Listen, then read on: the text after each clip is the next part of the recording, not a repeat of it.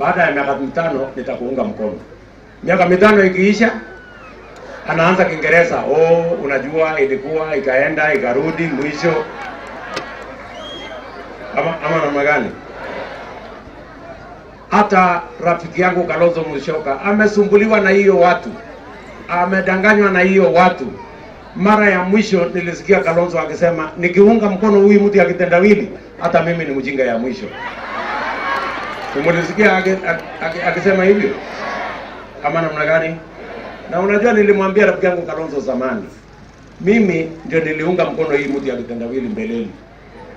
Nikaunga yeye 2007 mpaka akakuwa prime minister. Kaanza kuongea na hii mtu, nikasikia anapinga mambo ya kanisa.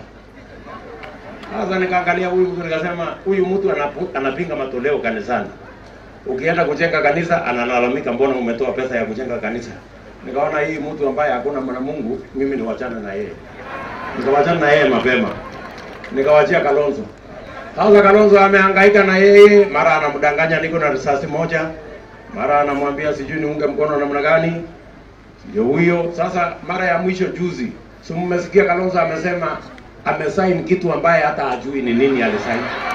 Unaona vile wamehangaisha hiyo mtu yetu. Jamani, tumuokoe Kalonzo jamani safari hii. Mwambie.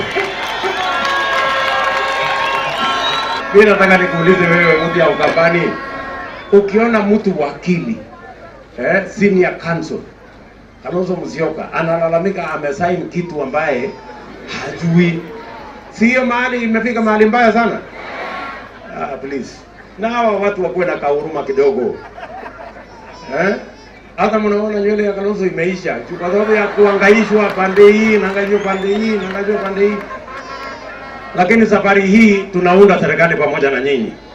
Ama mnasemaje? Ama bado mko na biashara na mtu akitendawili? Bado mko na biashara na mtu akitendawili?